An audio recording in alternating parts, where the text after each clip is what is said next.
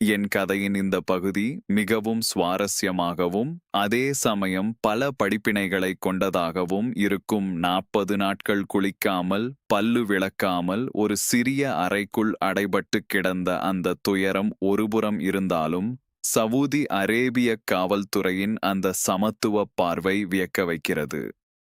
பாதை 40 நாள் சிறைவாசமும் மறக்க முடியாத பாடங்களும். மறுநாள் காலை விடிந்தது. பல நாடுகளைச் சேர்ந்த மனிதர்கள் அந்தச் சிறிய அறையில் இருந்தார்கள். வங்கதேசத்தைச் சேர்ந்த கைவெட்டப்பட்ட அந்த பையனிடம் பேச முயன்றேன். அவனுக்கு மொழி தெரியவில்லை.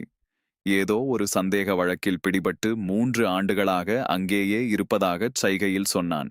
அதைக் கேட்டு எனக்கு தூக்கி வாரி போட்டது. சந்தேகத்தில் பிடிபட்டாலே 3 வருஷமா என்று என் இதயம் படபடத்தது. காலை 10 மணிக்கு விசாரணை தொடங்கியது. எனக்கு புரியாத மொழியில் அவர்கள் பேச அங்கிருந்த ஒரு மலையாளி எனக்கு மொழிபெயர்ப்பாளராக உதவினார். பாஸ்போர்ட் இருந்தால் ஊருக்கு அனுப்பிவிடுகிறோம் என்று சொன்னார்கள். ஆனால் யாரிடம் தகவல் சொல்வது என்று தெரியாமல் தவித்தேன். அப்போது ஒரு கைதியின் கைலி கட்டும் ஸ்டைலை பார்த்து அவர் தமிழர் என்று கண்டுகொண்டேன். அவர் மூலமாக என் நண்பர்களுக்கு தகவல் சொல்ல அவர்கள் பாஸ்போர்ட்டுடன் வந்தார்கள். அப்போதுதான் அந்த திடுக்கிடும் உண்மை தெரிந்தது. நான் பிடிபட்ட இடத்திற்கு அருகே ஒரு பெண்ணை கொலை செய்து துண்டு துண்டாக வெட்டி குப்பையில் வீசியிருக்கிறார்கள். சரியாக நள்ளிரவு 3 மணிக்கு நான் அந்த பக்கம் வந்ததால் என்னை அந்த கொலையாளி என்று சந்தேகப்பட்டு பிடித்திருக்கிறார்கள். உண்மையான குற்றவாளி பிடிபடும் வரை உன்னை விடமாட்டார்கள் என்று என் நண்பன் சொன்னபோது என் பயம் இன்னும் அதிகமானது. நல்ல வேளையாக 1 வாரம் கழித்து உண்மையான குற்றவாளிகள் பிடிபட்டார்கள். இருந்தாலும் விடுதலை கிடைக்க 35 நாட்கள் ஆனது. அந்த 35 நாட்களும் நான் குளிக்கவில்லை, பல்லும் விளக்கவில்லை. ஒரே ஒரு கழிப்பறையை தான் 60 பேரும் பயன்படுத்த வேண்டும்.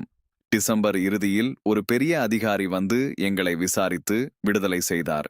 வெளியே வந்ததும் ஒரு சூடான் நாட்டுக்காரரிடம் பாதி சிகரெட்டை வாங்கி இழுத்தபோதுதான் என் உயிர் மீண்டது போல இருந்தது. சிறையை பற்றி சொல்ல வேண்டும் என்றால் அது ஒரு ராஜ வாழ்க்கைதான். மாமியார் வீட்டு உபச்சாரம் போல காலை உணவு முதல் இரவு வரை கப்சா, மந்தி, சோறு, பால், பழங்கள் என சாப்பாடு ஜெகஜோதியாக இருக்கும்.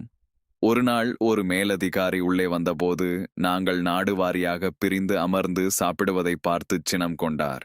இது சிறை, இங்கே எல்லோரும் சமம் என்று கூறி எல்லோரையும் ஒன்றாக அமர்ந்து உண்ண வைத்தார்.